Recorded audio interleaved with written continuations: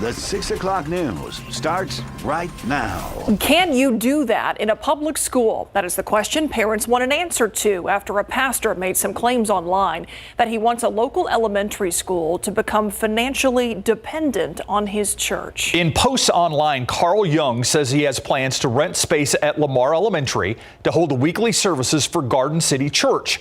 But in those posts, he says he wants the interaction between the church and the school to be more than that. And some parents believe that is a clear violation of the separation of church and state, and they're worried about what that interaction might be. Alicia Barrera tried to track down answers today from the district and the pastor about his plans.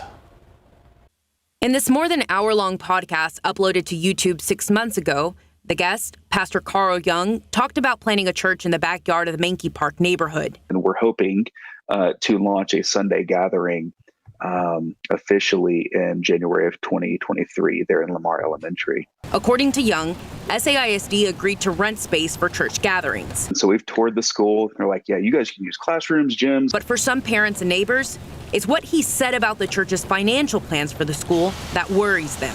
We want to be able to share the gospel with all of them, but we want them to think, man, if they leave, this is going to go downhill really quickly. Dr. Roni Gura-Sadowski is a parent of a student at Lamar Elementary. I feel like he's gone too far. Well, I'm grateful to get to hear what he says behind the scenes when he doesn't think we're listening. KSAT tried to get in touch with SAISD for comment about the school's relationship with the church.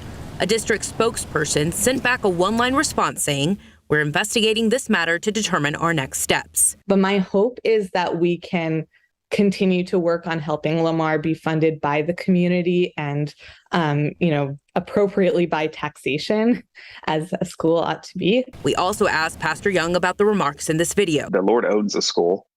If he wants us to meet there, he's going to let us meet there. He replied with a statement saying in part, quote, "For as long as we can, we intend to uphold our part of the agreement with SAISD, Lamar Elementary, even if they are unable to fulfill their part," end quote. So still a lot of questions, and it'll be tomorrow that parents and community members will have a chance to address this issue of rental space with school leaders. And on Saturday evening, just up the road from here, Pastor Young will hold his event as a meet and greet and a chance for community members to ask questions. And we'll keep you updated on those developments. Reporting Alicia Barrera, KSAT 12 News.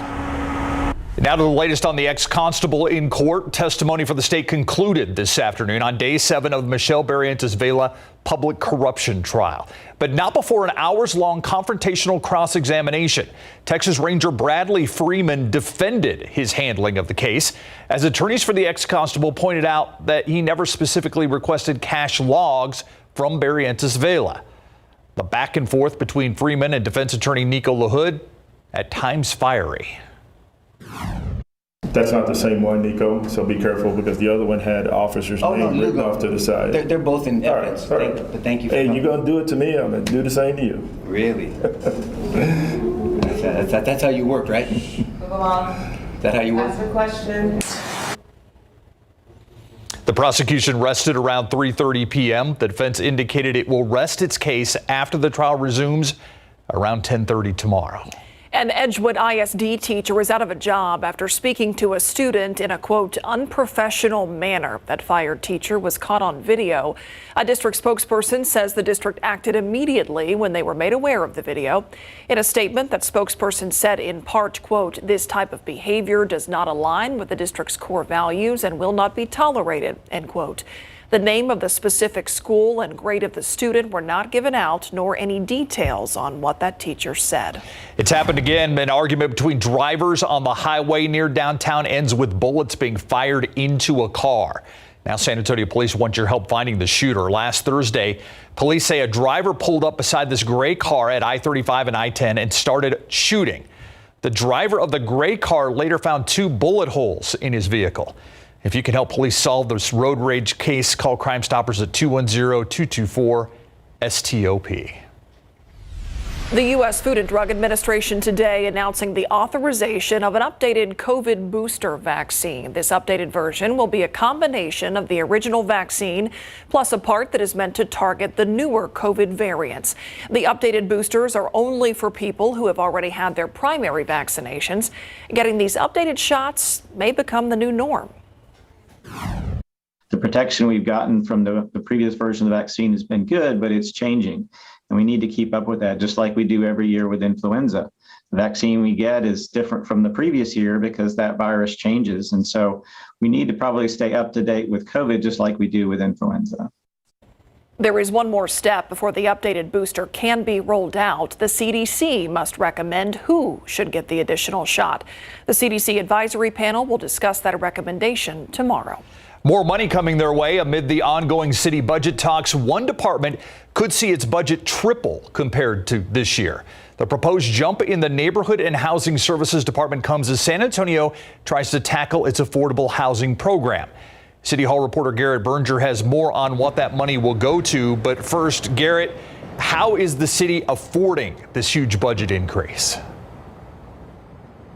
Well, Steve, the jump from the $49 million budget this year to the $150 million proposed for next year is driven almost entirely by the voter-approved housing bond, which voters passed earlier this year. Now, the city plans to spend its first-of-a-kind $150 million housing bond within 3 or 4 years, and most of it is in this year's proposed budget. The majority focused on producing new affordable housing units. So with this first RFP process, we have about half of our bond funds are available for entities to propose projects. We'll have another round of requests for proposals later this year, but it is a plan to spend those bond funds sooner rather than later. We need more affordable housing now. Rent prices are going up, housing prices are going up, and the best way we can address that is to provide more new units in the community.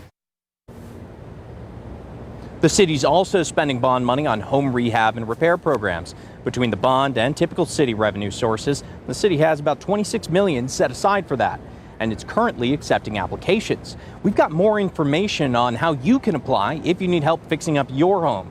Check it out on our website, KSAT.com. Now, the city's strategic housing plan calls for producing or preserving more than 28,000 affordable housing units in the span of a decade. For the next year, NHSD has a goal of preserving or producing about 2,500 units combined. I'm Garrett Berger, KSAT 12 News. Thank you, Garrett. New at 6, this has been an emotional few days for Gold Star mothers who lost sons and daughters while serving in Afghanistan. It's now been 1 year since the end of a 20-year-long war in Afghanistan. Jesse Degollado tonight tells us about the bond between 2 Gold Star mothers whose sons died in 2 wars, ending in the withdrawal of U.S. troops. The 2013 crash of a U.S. Air Force stratotanker on a refueling mission to Afghanistan was on Marcy Voss's mind even more so, knowing 1 year ago the U.S. finally pulled out of Afghanistan. It did cause me to question the value of my son's death. Her son, Captain Mark Tyler Voss, was the co-pilot. His mother says it was the circumstances that day she questioned, not the sacrifice of him and his crew. We focus on their bravery, their heroism, and the love that they displayed. The son of Marcy Voss is memorialized here at Veterans Park in Boerne. It's where I spoke with Voss and another Gold Star mother, Ruth Holler. Her son, Lance Corporal Luke Holler, was killed in Iraq after an IED blast ripped through his Humvee in 2006.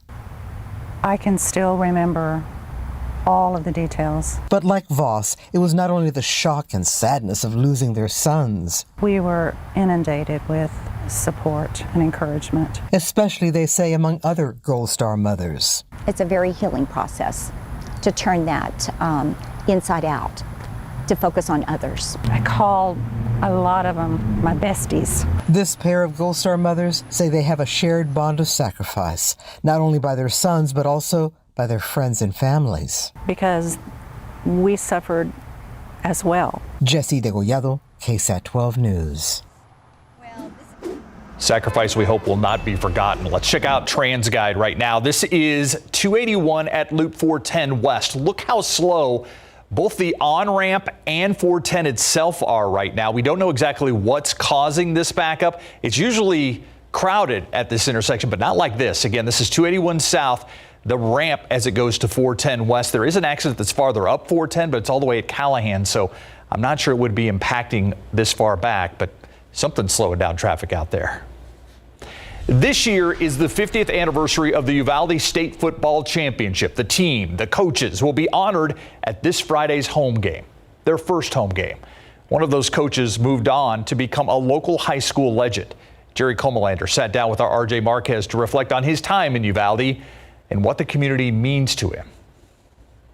Before Jerry Comalander became a San Antonio coaching legend, he was an assistant for the Uvalde Coyotes football team in the early 1970s. So many memories, starting with a group of guys becoming a team. Comalander was an offensive coach under another local legend, head coach Marvin Gustafson. The athletic environment was super, just a lot of good people at the high school. The two men helped lead Uvalde to an unbeaten season in 1972. The trophy and photos of their state title are still at the high school. Coach Gustus's son Carl also sharing some of those lasting memories with us. That was a great accomplishment. There are some of those guys that still live there. I know they are connected with that community. They played hard, they played together as a team. The 1972 Uvalde Coyotes football team is the only football state champion in the city's history. Now, Coach Comalander told us today at the Alamo Dome that he just wants these players to focus on doing their best and representing the community. These kids from Uvalde have gone through more than an emotional week.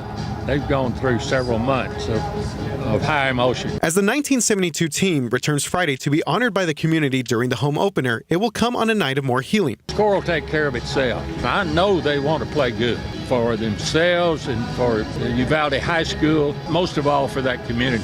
Friday will be a night to recognize the past and support the players that now wear the Uvalde colors and jersey. It's got to be an emotional night for them, and it's going to be that way for everybody there. RJ Marquez, KSAT 12 News. It will be an emotional night, and we have it covered, by the way. You can watch the Uvalde High School football game this Friday at 7 p.m. on KSAT.com, KSAT Plus, KSAT's YouTube channel, and our big game coverage streams as well. And, of course, we'll cover it on KSAT News as well. Let's turn to the weather now. Some rain out there again today. So who got lucky? Well, not around San Antonio. We didn't really see much in terms of rainfall around here, but we do have new showers that just popped up. Outflow boundaries colliding, coming together from Seguin over toward Marion, but just outside of Marion, stretching all the way to I-35 in New Braunfels, particularly Green area. That's where we have some new development of some downpours. And even a little bit closer to Smithson Valley, right along 281 in the Bulverde area. This outflow is pushing southward and could develop some new showers. We'll take another look at the radar, see what neighborhoods have new development, and some changes to the weekend forecast in just a bit. I'm Stefania Jimenez, and here's what we're working on for you tonight on the Night Beat. Learning tough lessons from a tragedy so close to home. The security changes that Sabinal ISD made just a few months after the Uvalde shooting. Also, part of San Antonio's past ransacked by vandals. The valuable piece that was lost in the mess they left behind. We'll see you for these stories and a lot more tonight on the Night Beat. Thanks, Stefania.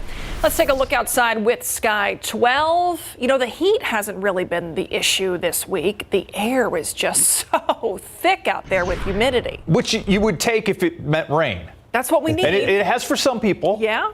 Just not everyone. Well, and, you know, really, the dead zone of rain for the past several days has been right around San Antonio. It's been in San Antonio, where some outside areas getting some good showers. But I think we have better odds and we'll see some soakers by this weekend, and more drought denting rain is on the way. I don't foresee much the next couple of days, but once we get into the weekend, rain chances jump, and I know that may not be optimal timing for everybody, but we could still use the showers and remaining very humid. Actually, I modified the forecast a little bit for this upcoming weekend. Let's take a look at the rainfall chances. And next couple of days, about 20 to 30% chance, so very limited coverage. But Saturday, I boosted us back up to 50% along with Sunday. And that doesn't mean, you know, hey, we got a coin flip 50-50 chance. It's about 50% of our area. South and central Texas, about half of our area likely to get in on some of that activity. And some downpours, of course, embedded within it. It's still 40% into Monday on Labor Day. So holiday weekend, we know folks have a lot of plans, but we could still use the rain. Here's a look at the radar. And we looked at some of those showers in Comal County. We'll get to them in just a moment. But between Gonzales and Luling, right along 183, we still have some heavy rainfall. And even just due west of Gonzales, closer to Belmont, we've got some heavy rainfall as well. This activity slowly drifting its way northward, affecting parts of I-10. It's a little more organized than some of the other action we have, so it should last a little bit longer, but still fairly brief, relatively speaking. Between Seguin, McQueenie, up toward New Braunfels, and especially Green, stretching down toward Marion, development along an outflow boundary.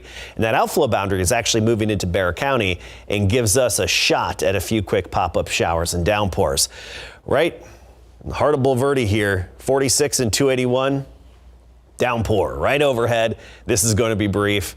Just wait it out. It'll move out of the way, and then you can resume your daily activities, get outside, hit the roadways, but they will be wet at that intersection. And still some scattered activity in parts of the Hill Country, particularly Edwards County and parts of Kerr County and Bandera County. This is an area that actually has had some heavy rainfall over the past few days, with several inches accumulating. Let's go to the big picture, though.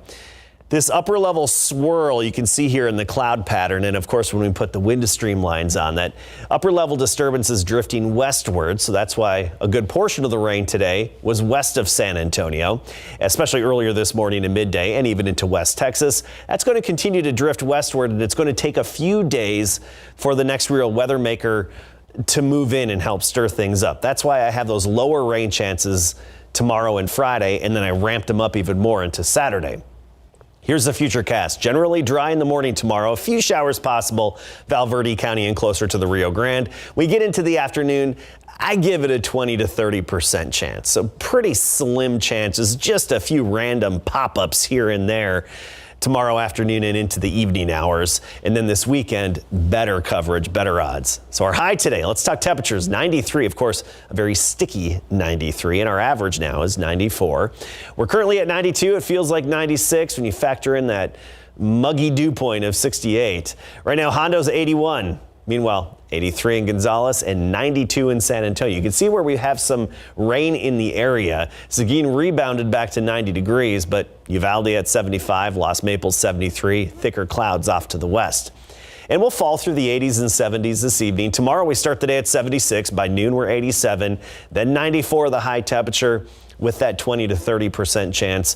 And I do think some of us will be in the upper 80s, like Kerrville, Comfort, upper 80s, but 94, 93 throughout most of San Antonio and even surrounding areas. Then into the weekend, we talk about those better rain chances, which means also lower temperatures, upper 80s for highs.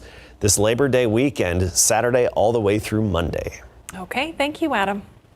All right, let's check in with Greg Simmons right now, talking about looking forward to the college football season. Yeah, and you're talking about UTSA, their big season opener. They're going to unveil the championship banner. They're selling tickets. They want to pack the dome when we come back here. Is Houston the toughest team they have faced? They will let us know for their season opener. And a former Texas Longhorn has his prediction about the Valero Alamo Bowl. Who's that good-looking guy up there? Coming up.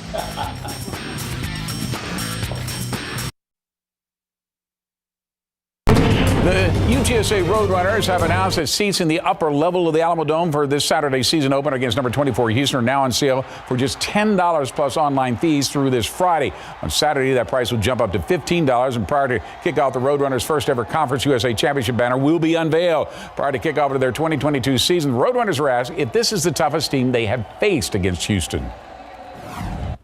They jump out on paper, statistically wise. They're nationally ranked. It'll be a good defense. Everything our coaches have said is that this will be one of the best defenses we play. So we're going to go out there and compete, and we'll see.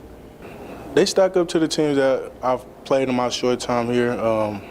As long as I feel like I'm right behind my guys, as long as we stick to the brand shows up, physically tough, dominate, we'll be just fine. All right, kickoff in the Alamo Dome on Saturday is set for 2:30 p.m. Now, before UTSA kicks off at the Dome on Saturday, the Valero Alamo Bowl helped kick off the college football season today with their annual pigskin luncheon. And the guest today, Sam Acho, the former UT linebacker who played on the Horns when they faced Alabama in the national championship game. Remember that? He gave us his opinions, including who he believes might be suiting up in the 30th anniversary of the Valero Alamo Bowl on December the 29th. This game is consistently a game that you always see good teams and good ball being played. teams like Oregon, right? Maybe this year a team like USC might be in it, I think for the first time in the Valero Alamo Bowl. A team like USC might be in there. Oklahoma's consistently winning. Texas may get in. And so we've seen a lot of people opt out of bowl games, but this seems like one of those games that people don't want to opt out of. That's great to hear. Sam is also on his way to Austin, where he will help call the Horn season opener on Saturday against Louisiana Monroe. Speaking of which, the Texas Longhorns start their 2022 season with a new starting quarterback in Quinn Ewers. Ewers beat out Hudson Card for that spot, even though he's only played 2 snaps in college football with Ohio State. And it's also after Casey Thompson, who was a superstar of the 2020 Valero Alamo Bowl, transferred to Nebraska, where he was named the Cornhuskers' new starting quarterback. But listen what he has to say when questioned about comparing the two teams. I was asked a question last week by one of you about how does the skill depth here compared to at Texas, but I just thought I'm very close with those guys over at Texas, and I just want to say I wish them best of luck this season, and I'm still close to a lot of the players, and actually I got a lot of texts and calls from the players after the game last week. They were watching DeMarvion Overshawn, their starting Mike linebacker over there. I still keep in touch with Bijan Robinson. Roshan Johnson's their running back over there, team captain, a really good player.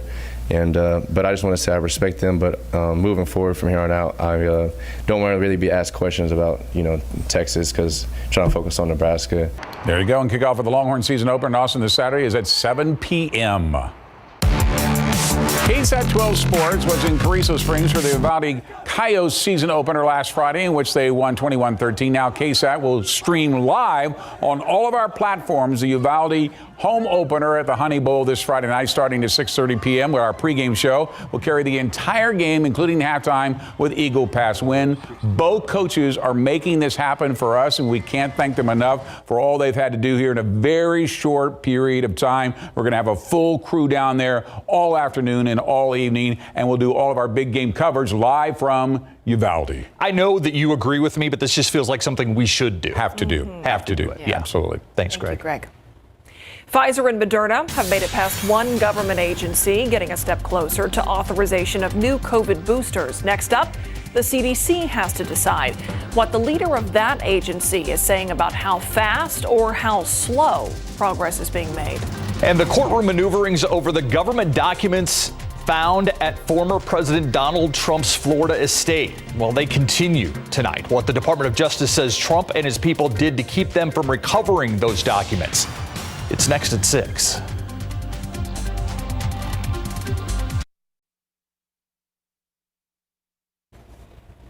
The ongoing federal investigation involving former President Donald Trump is heating up. The Department of Justice now alleging that Donald Trump and his legal team likely moved and hid classified documents as part of an effort to obstruct their investigation.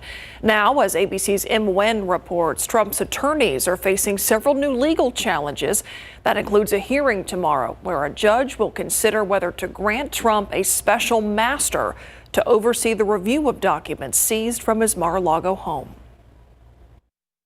In a detailed 36-page filing, the Department of Justice suggesting Donald Trump and his legal team intentionally misled FBI agents and DOJ officials during their investigation into whether the former president improperly handled government records after leaving office. The filing, a response to a motion from Trump's lawyers for a special master to review the materials seized from his Mar-a-Lago estate. The DOJ saying in May a grand jury subpoena was issued for classified documents at Trump's estate, and that Trump's lawyers were even granted extra time to gather records. When FBI agents came to the resort in June, they were handed one envelope of classified documents, but one of Trump's lawyers barred them from searching any boxes in the storage closet. Not only did he not give them access at certain times, but they gave him extensions. That same day, two of Trump's lawyers certified in a sworn statement there was a diligent search and that all government records had been turned over.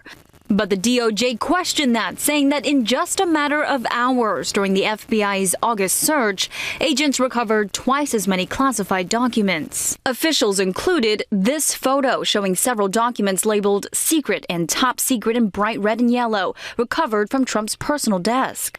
The DOJ alleging obstructive conduct occurred at Mar-a-Lago, claiming classified documents were likely concealed and removed from the storage closet by Trump's team. Trump today once again claiming without any evidence that he declassified any documents found at his Florida estate. The hearing set for tomorrow will allow a judge to consider arguments from Trump's lawyers and the DOJ whether to grant Trump's request for a special master. But first, he must respond to the Justice Department's filing by tonight. Em Nguyen, ABC News, Washington. In news around America, job opportunities may be starting to ease in the United States. According to the ADP Research Institute, the country added 132,000 positions in August. That's significantly lower than the 225,000 jobs economists had been predicting. These findings come out 2 days before the government releases its official jobs report, and sometimes these two reports clash with each other. Analysts expect Friday's data from the Bureau of Labor Statistics will show 300,000 jobs were added this month. Life expectancy in the United States is at its lowest in decades, according to the U.S. Centers for Disease Control and Prevention.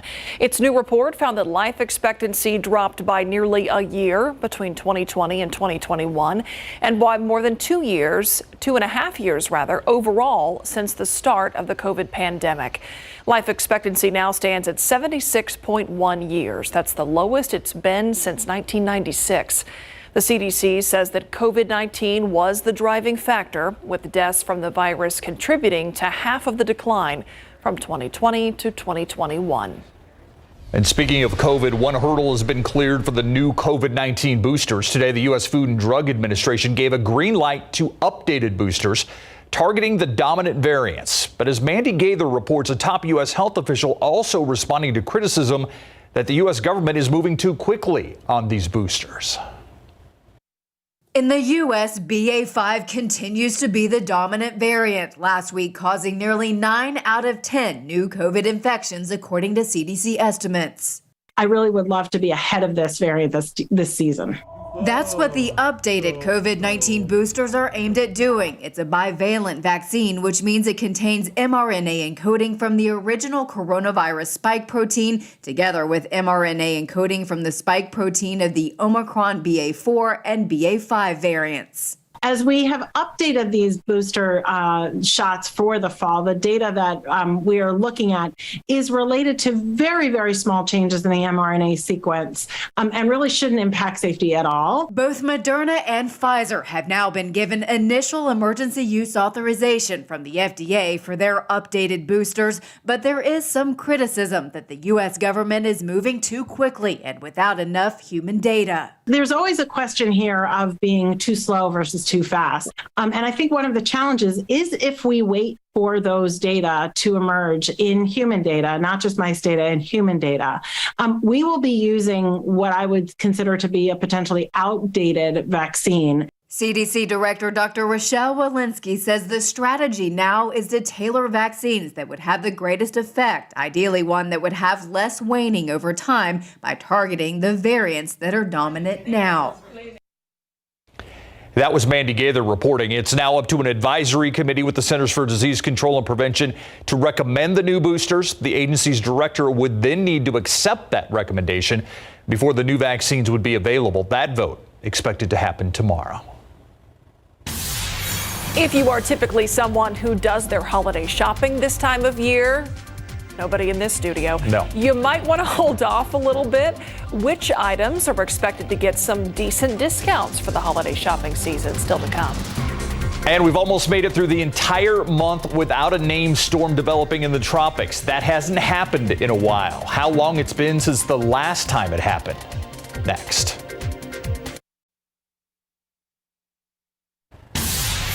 It's been remarkably quiet in the tropics in the Atlantic so far this year. Unless a named storm forms by the end of August, August will not have a single named storm for the first time in 25 years. So we're talking what? Less than 5 hours. A couple of hours left here. That's despite NOAA and other experts forecasting an above average season.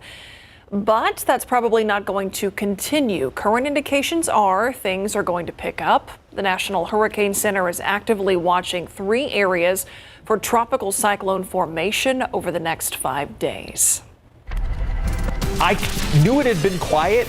I didn't realize it had been that quiet. It's been really quiet. Extremely quiet. And I mean, this is typically, we're entering the peak of hurricane season in the Atlantic Basin. The single day peak is September 10th. So we're really ramping up to that point. So it's not unusual to have some activity out there this time of year, but we don't have a named storm at the moment. Actually, I will be taking a closer look at the tropics and the disturbances that are out there and where they are, how likely they are to become tropical systems in the days ahead, and if they'll affect us. Coming right up.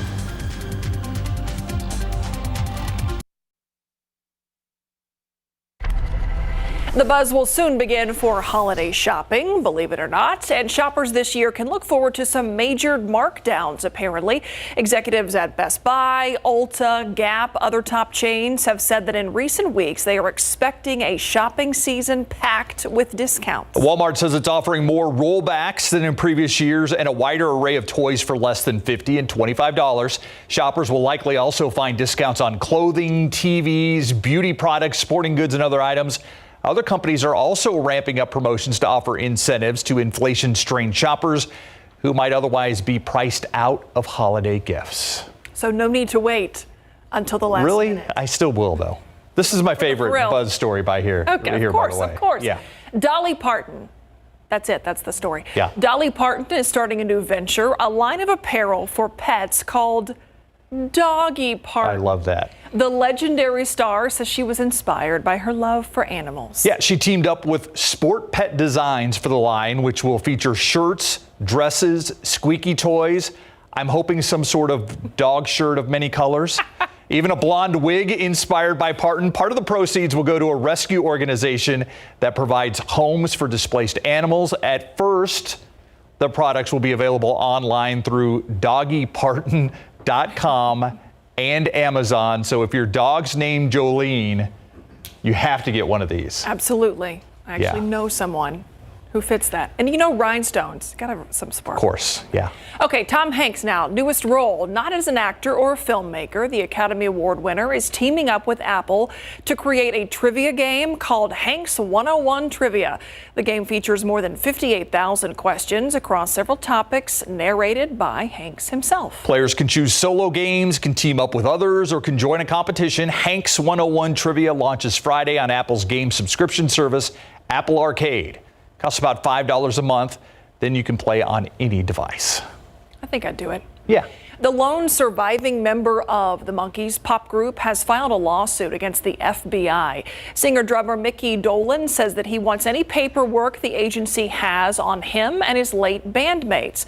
According to this complaint, the feds were investigating the band for alleged anti-Vietnam War activities back in 1967. The group was also investigated for another issue that was redacted, according to Dolenz. The Monkees had 4 #1 albums and an Emmy Award-winning television show. Their hits include I'm a Believer, Last Train to Clarksville, and Daydream Believer. Never thought of them as all that controversial, though. No, but apparently some people did. We might have been wrong. Yeah. All right, let's talk about these rain chances because things have been changing this week for the better, it sounds like. Yeah, when it comes to actual rain chances, I think into the weekend, they've been changing for the better, looking at some good soakers. So we have modified the weekend forecast a bit. I even boosted those Saturday rain chances up to about 50%. So that means about half of South and Central Texas likely to get rain Saturday and Sunday, and some embedded downpours as well. Whereas until then, I don't anticipate a whole lot, just some isolated action. And, you know, the drought monitor is updated every Thursday. So obviously that's going to be tomorrow. We'll have the newest one, but I do anticipate big improvements. Take a look at it right now. In that dark area, the worst drought category, exceptional drought. But look at the rainfall just so far this month. I mean, we're talking over 5 inches in Uvalde, Brackettville 7 inches, and a lot of that came just within the past couple of days. You go to Moulton, east of San Antonio, not far from Shiner, 4.31, Yoakum over 5 inches. Locally, closer to about 2 inches in and around San Antonio on average. Selma 2.53, 2.1 officially at the airport. At Kelly Field 1.31. All right, here's the activity that's out there currently, and nothing really over San Antonio right now, but we do have some heavy rainfall along I-10, Luling area, and just west of Gonzales. That's heading northwestward, particularly into Caldwell County and now just east of Seguin in Guadalupe County, right over Canyon Lake, or I should say near the dam of Canyon Lake. I'm going to stop this. That's where we have one downpour that just popped up right there near Canyon Lake, and you look at this, it's basically right over the dam. So the western part of the lake not getting a shower. If you are on the western side of the lake, look east, and you're going to see that really cool rain shaft coming down. That's really fun to see. You'll get a great vantage point. Nothing's better than having a lake in that wide open space to see a good shower or thunderstorm off in the distance. So no lightning associated with that right now either. Oh, actually just some new bolts very recently. So that is electrified a little bit.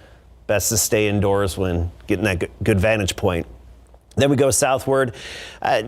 Just basically right near the Bracken Bat Cave, we've got some downpours as well that are headed off to the west-northwest. But the key here is that we have this green line that's heading into Bexar County right here. That green line, that's the outflow boundary that's moving into San Antonio and Bexar County, and that could briefly trigger a new thunder shower momentarily. So that's what we're watching locally, but so far we don't have any action that has developed in and around San Antonio. Put this into motion, you'll see that green line moving into Schertz all the way up to Stone Oak as well. Those outflow boundaries lift the atmosphere and help generate some new showers and storms. And that's why we have the action out east closer to Seguin and Gonzales. Here's the big picture. Upper level disturbance, that's sliding westward, so most of the rain a little closer to that, West Texas and even along the Rio Grande and parts of the Hill Country earlier today. And we talked about those rain chances, pretty isolated in nature the next couple of days, but then elevated into the upcoming weekend. All right, let's talk about the tropics. One system out in the Atlantic, just east of the Caribbean, 80% chance of becoming a tropical cyclone. But this is likely going to take the typical curve up closer to Bermuda and away from the U.S. Another system way in the North Atlantic. That's nothing to worry about. And then one really far away. It's a new wave coming off of Africa, 50% chance over the next 5 days. And right now, no threats of any tropical systems headed our way. Let's talk temperatures. 70 in Rock Springs, 76 in Uvalde, some cooler temperatures off to the west. We've had some rain, some clouds overhead. Meanwhile, 90 Port SA, 91 in Converse Canyon Lake now at 86. And we feel the stickiness outside, very humid air. It's that tropical air, maybe uncomfortable, but it helps to generate some showers. And tomorrow, I think it's going to be isolated in nature. 10% chance through noon, then a 20 to 30% chance into the afternoon, from 76 in the morning to 94 later on in the day. Pleasanton 93, Floresville 94. You get to Comfort 89 and Bandera about 90 degrees, the high temperature. Upper 80s this weekend as we ramp up those rain chances a bit where, it's going to be one of those situations. A few neighborhoods get a quick soaking while others just a few drops. It's going to all be timing and placement and luck of the draw. Fingers crossed. Highs below 90 over the weekend. Wow. With rain. Yeah. In case you missed it, coming up.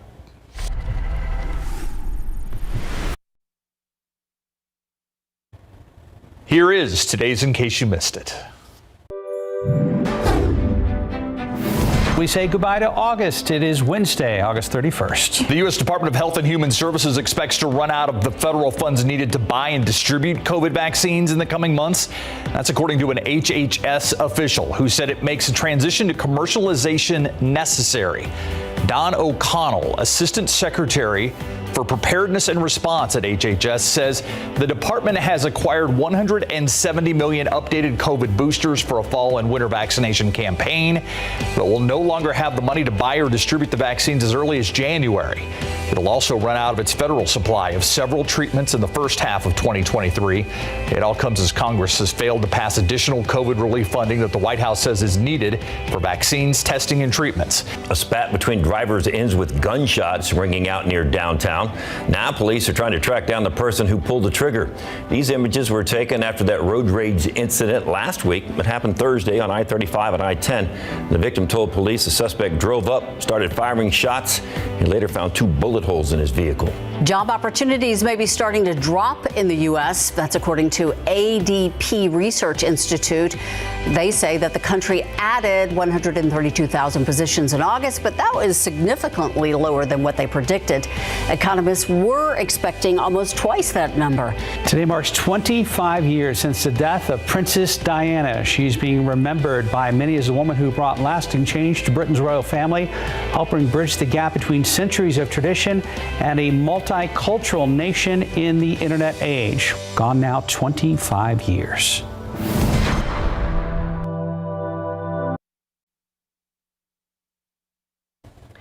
We've got some breaking news just into the KSAT 12 newsroom. A lot of detail here to follow. So this is what we know. We're looking at Sky 12 video over the area of South Presa and Henderson Court. We're told this is an area in which two people believed to be migrants were hit by a truck. We understand that that truck was being driven by someone that was holding a group of migrants, apparently against their will. Yeah, at least 4 of them. Apparently 4 of these migrants that were allegedly held hostage escaped from the safe house or the house where they were being held. One of them had a gun that they took from the residence, opened fire on the truck. One of the suspects that was holding them was actually the truck that ran over 2 of them. Again, this is what we're getting from police reports. Shots were fired. The suspect's still on the run. We'll have an update on the night.